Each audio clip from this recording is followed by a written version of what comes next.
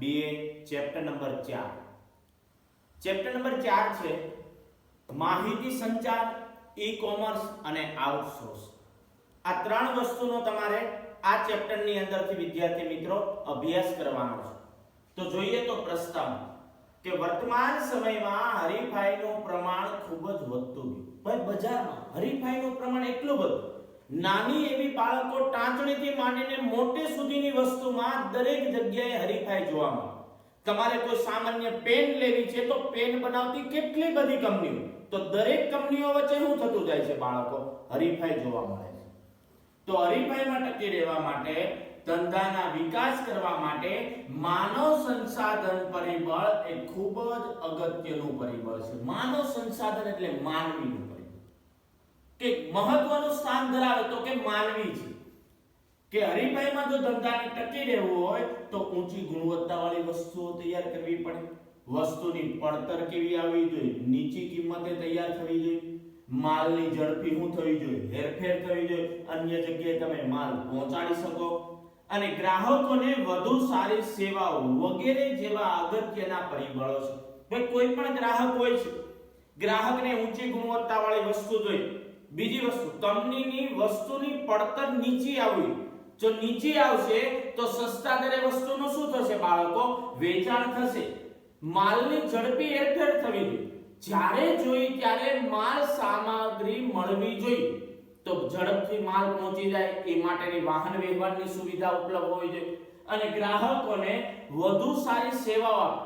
તો આ વગેરે અગત્યના પરિબળો છે। કેમ કે જો તમારે બજારમાં ટકવું હોય તો આ પરિબળો ઉપર ખૂબ જ ધ્યાન કેન્દ્રિત કરવું પડે, તો જ તમારી કંપની બજારની અંદર ટકી શકે, નકર ટકી ન શકે। કારણ કે તમે જે વસ્તુ બનાવો છો એવી જ વસ્તુ બનાવતી ઘણી બધી કંપનીઓ છે।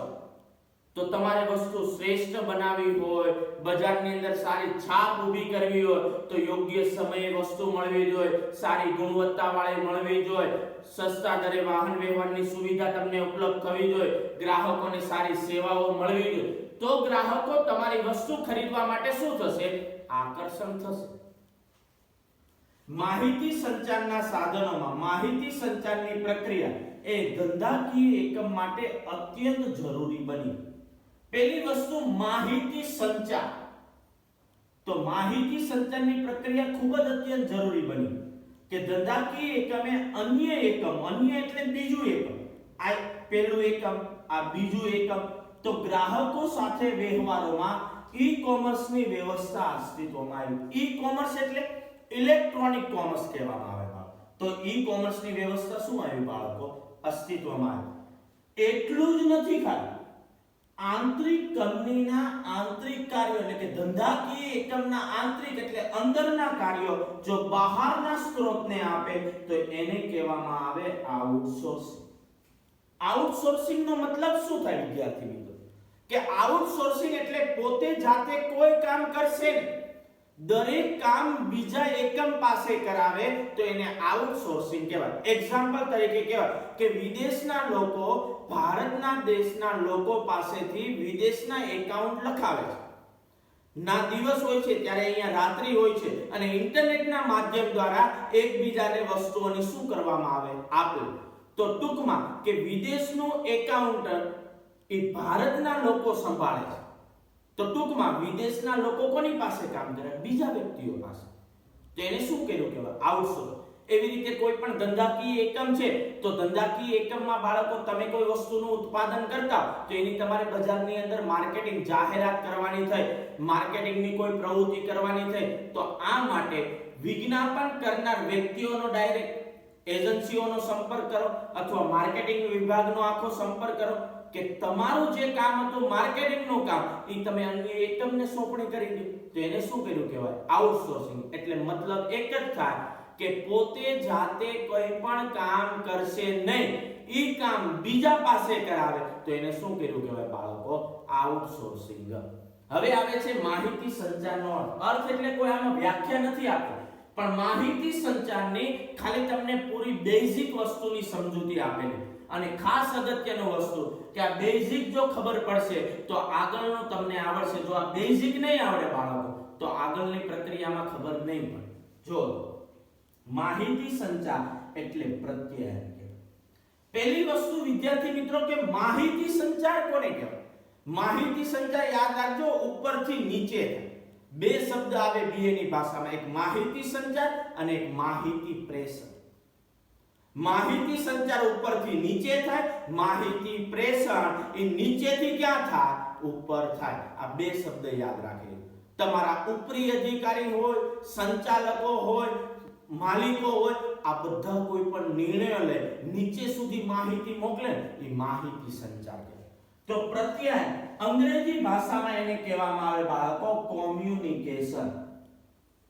પ્રત્યાયનને અંગ્રેજી ભાષાનો શબ્દ કયો કીધો? કોમ્યુનિકેશન. પણ કોમ્યુનિકેશન શબ્દ લેટિન ભાષાના બે શબ્દો ઉપરથી બની આવ્યો છે. કોમ્યુની અને કોમ્યુનિકેટ, આ બે શબ્દોનો બનેલો શબ્દ એટલે કહેવાય કોમ્યુનિકેશન.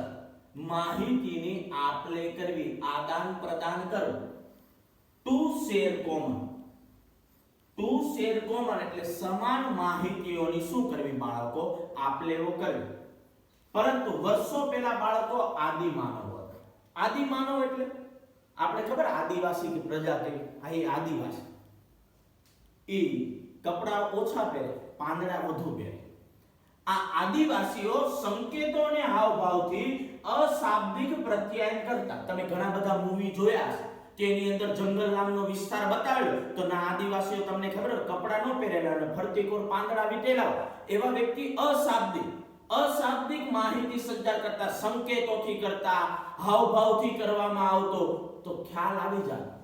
અશાબ્દિક પ્રત્યાયન. પણ ત્યારબાદ બોલી સ્વરૂપે પણ ભાષાનો ઉપયોગ થયો. કેમાં? માહિતી સંચારમાં.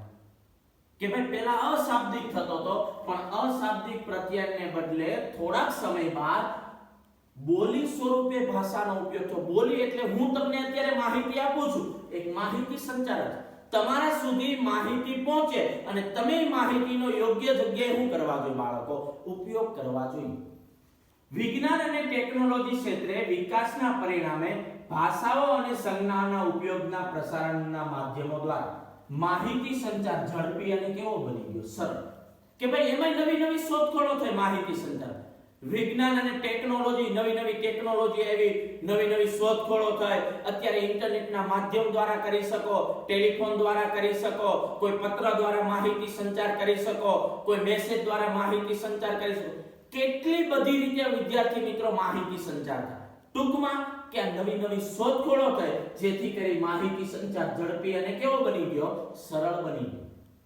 પણ માહિતી સંચારની પ્રક્રિયા દ્વિમાર્ગી છે. દ્વિમાર્ગી એટલે બે માર્ગ. બે માર્ગે માહિતી સંચાર. હું જેને માહિતી આપું છું એને ખબર પડે છે કે એનો પ્રતિસાદ તો મને મળવો જોઈએ.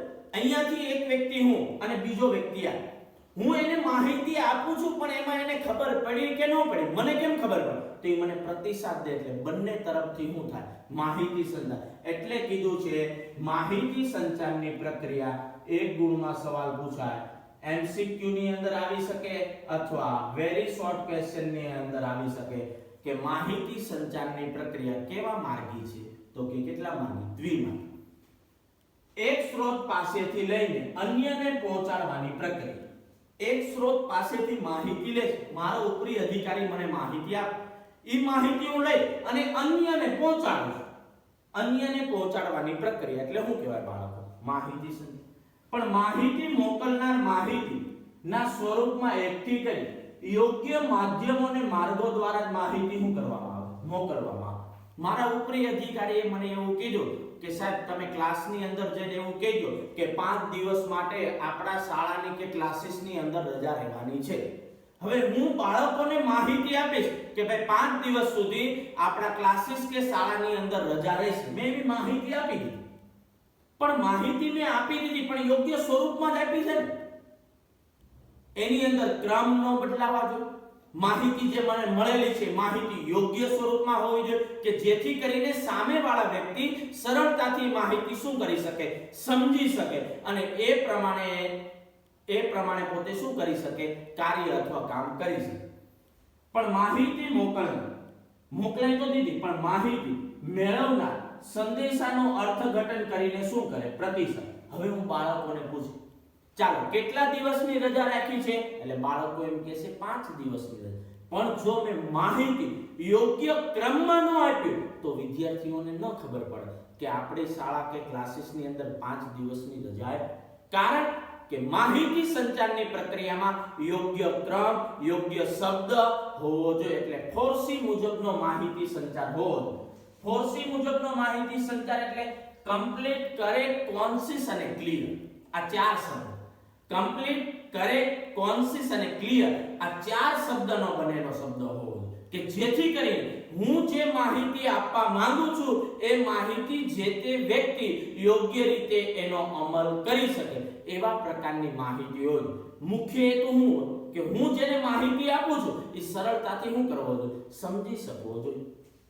ત્યારબાદ માહિતી સંચારમાં માહિતી, ખ્યાલો, સંવેદનાઓ, લાગણી કે સૂચનો બે કે તેથી વધુ વ્યક્તિઓ વચ્ચે શું થાય, આદાન પ્રદાન. એકબીજાની લાગણીઓ, એકબીજાની સંવેદનાઓ, એકબીજાના ખ્યાલો, વિચારો એનું તમે આદાન પ્રદાન એટલે આપલે કરો છો. કે ભાઈ બે મિત્રો છે, બે મિત્રો એકબીજાના વિચારો રજૂ કરશે, એકબીજાના ખ્યાલો, એકબીજાની લાગણીઓ, સંવેદનાઓ એકબીજા સુધી પહોંચાડશે કે જેથી કરીને આદાન પ્રદાન એટલે આપલે થશે. જે વ્યક્તિને જે માહિતી જોતી હોય એ પ્રમાણે શું કરવું પડે, માહિતી સંચાર થવું જોઈએ. માહિતી સંચારમાં સંદેશાના શબ્દોનો ઉપયોગ શાબ્દિક માહિતી સંચાર તરીકે. જો માહિતી સંચારમાં સંદેશો શબ્દોનો ઉપયોગ થતો હવે માહિતી સંચારની પ્રક્રિયામાં જો શબ્દોનો ઉપયોગ થતો હોય, જો શબ્દનો ઉપયોગ થાય એટલે બોલેલા સ્વરૂપે હોઈ શકે તો એને શાબ્દિક માહિતી સંચાર કહેવાય કે જેમાં શબ્દોનો ઉપયોગ થઈ શકે. તો શાબ્દિક માહિતી સંચાર બે પ્રકારનો, કા લેખિત હોય અને મૌખિક. કોઈ પણ નોટિસ 5 દિવસની રજા, 10 દિવસનું વેકેશન આપવું તો નોટિસ આપવામાં આવે તો નોટિસ લેખિત સ્વરૂપે આવે છે. દરેક ક્લાસરૂમની અંદર ફેરવવામાં આવે છે. જે તે વર્ગની અંદર શિક્ષકો એની અંદર સહી કરે છે અને જે નોટિસમાં શબ્દો આપેલા છે એ જ શબ્દો વિદ્યાર્થી સામે જાહેર કરવામાં આવે કે જેથી કરીને વિદ્યાર્થીને ખબર પડે છે કે ભાઈ આપણે રજા છે કે નથી એનું પૂરેપૂરી શું મળે છે, માહિતી. તો ટૂંકમાં લેખિત અથવા મૌખિક રીતે પણ બોલીને કહેવામાં આવે તો એ બધો કેવો કહેવાય, શાબ્દિક. કેમ કે એમાં શબ્દોનો શું થાય છે, ઉપયોગ. જો શબ્દનો ઉપયોગ ન થતો હોય તો એને શાબ્દિક કહેવામાં આવતો નથી. આ જે માહિતી તમે આપો છો એ સંદેશાની રચના કરતી વખતે keep it short and sweet હોવો જોઈએ. સ્વીટ એટલે ગળ્યું ગળ્યું હોય એવું ને. સંદેશો ક્યાં ગળ્યો જોઈએ, ખારો જોઈએ, તીખો જોઈએ, મીઠો જોઈએ નહીં બાળકો. શોર્ટ એન્ડ સ્વીટ હોવો જોઈએ એટલે સંદેશો જે તમે આપો છો એ સરળ અને ટૂંકો હોવો જોઈએ કે જેથી કરીને સામેવાળો વ્યક્તિ સરળતાથી શું કરી શકે, સમજી શકે. પણ માહિતી સંચારમાં શબ્દ રહિત માહિતી સંચાર થતા જો ખાસ યાદ રાખો. શાબ્દિકમાં શબ્દોનો ઉપયોગ થતો તો અહીંયા શબ્દ રહિત એટલે શબ્દોનો ઉપયોગ થશે નહીં અને ઈ જે માહિતી સંચાર થાય એને અશાબ્દિક માહિતી સંચાર કહેવાય. કેવો કહેવાય, અશાબ્દિક માહિતી સંચાર. અશાબ્દિક માહિતી સંચારમાં શારીરિક મુદ્રાઓ છે, ચહેરાના હાવભાવ છે. કોકનો ઘરેથી માની લો કે શાળાએ કે તો ક્લાસીસે આવતા અને ઘરેથી કઈ ખીજાણો એટલે મોઢું કેવું હાવ નાનું એવું થઈ ગયું, ચહેરાના હાવભાવ બદલાઈ જાય. આંખના ઈશારાઓ તો તમને વિદ્યાર્થી મિત્રો બહુ ખબર છે કે આંખોમાં આંખ નાખીને તમે ઈશારા કરો છો.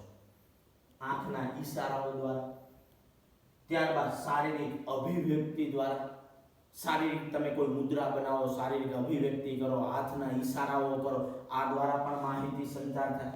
અને કલાત્મક રીતે થાય તો કલાત્મક રીતે કયા કે વાદન દ્વારા થાય. વાદન છે પાદન નહીં, ગાયન દ્વારા થાય, નૃત્ય દ્વારા થાય. કથકલી, કુચીપુડી, ભરતનાટ્યમ આવા બધા નૃત્ય, શિલ્પકામ દ્વારા થાય. ચિત્રો દ્વારા કરવામાં આવે, વિવિધ પ્રકારના ચિત્રો દોરવામાં આવે, ચિત્રો દ્વારા થાય. નકશાઓ દ્વારા થાય. આપણા ભારત દેશનો આખો નકશો બનાવવામાં આવે. ભારત દેશની અંદર માની લો કે જુદા જુદા રાજ્યોનો નકશાઓ બનાવવામાં તો માહિતી સંચાર કરે છે કે આ નકશાની અંદર આ ગુજરાત રાજ્ય બતાવેલું અથવા ભારત દેશ આખો બતાવેલો છે અથવા આખા દુનિયાનો નકશો છે એવું સાબિત કરવામાં આવે. સાયરન વગાડીને થાય. પોલીસનું સાયરન વાગે છે, 108 નું સાયરન વાગે છે. એમ્બ્યુલન્સના સાયરન વાગે તમને ખબર પડી જાય કે કોઈ ઇમરજન્સી વાહન પસાર થઈ રહ્યું તો સાયરન દ્વારા થઈ શકે.